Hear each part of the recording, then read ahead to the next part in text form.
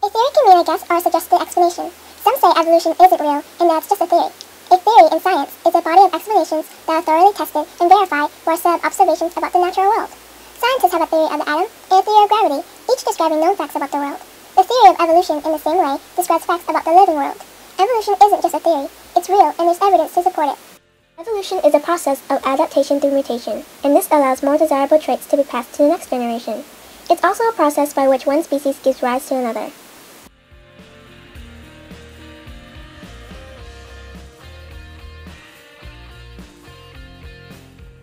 If their common ancestors are no longer alive, how do we know if two species are related? The answer could be fossils, which are preserved remains of organisms that were once alive. Fossil records provide evidence that organisms from the past are different from those found today. It shows a progression of evolution and how life on Earth changed over time. You could also find features on fossils that are similar to those found in living organisms. For example, Paleologus from about 23 to 34 million years ago who looked like a rabbit. Although closely related to modern rabbits, it had shorter hind legs, indicating that it had less spring in its step and didn't run as fast. A likely reason why it became extinct is because it couldn't run fast. As time passes and ecosystems change from forest to open grasslands, a shift towards faster running herbivores like today's was made since they were faster predators to catch them.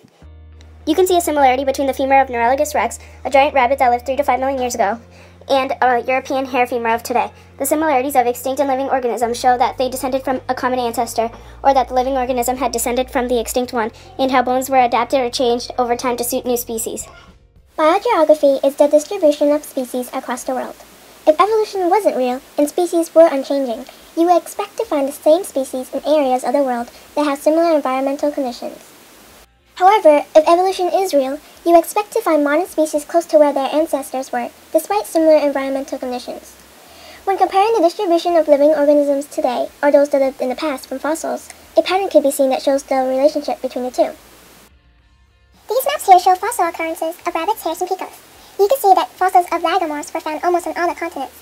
On top shows the oldest fossils found, which are in North America, Europe, and Asia. This map shows where modern lagomorphs could be found, whether native or introduced there, and you can see that they are found in the same places as where the fossils were. The best explanation for this pattern is that modern rabbits, hares, and picos had descended from those extinct fossil species. It makes sense for related species to be clustered near each other, since they come from the same common ancestor. Unless they share a common ancestor, distributions of many different species don't make sense. All living things have DNA and/or RNA, which encodes information and that makes them what they are. By comparing DNA sequences between species, we can see how alike they are. The more similar the DNA, the more closely related they are, and this is what would be expected from a descent from a common ancestor, which indicates evolution is real. This picture here shows DNA sequences of some types of rabbits, hares, and picos, including humans.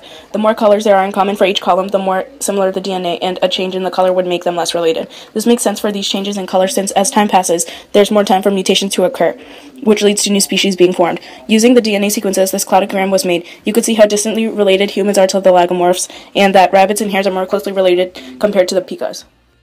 Homologous structures are parts found in different organisms that appear similar in form. The similar parts indicate that those organisms likely had inherited it from a common ancestor.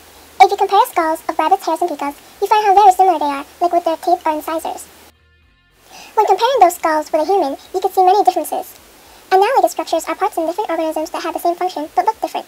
In this case, although the teeth of all have the same function, like for eating and breaking down food, they look different. There's a chance that they won't. The fact that there are already endangered lagomorph species kind of foreshadows that. Some critically endangered species include the silver pica and the riverine rabbit, and some that are near threatened are the European rabbit and the Yank guard hare. Other factors that may impact them in the future are climate change and human activity, such as hunting and using them for laboratories.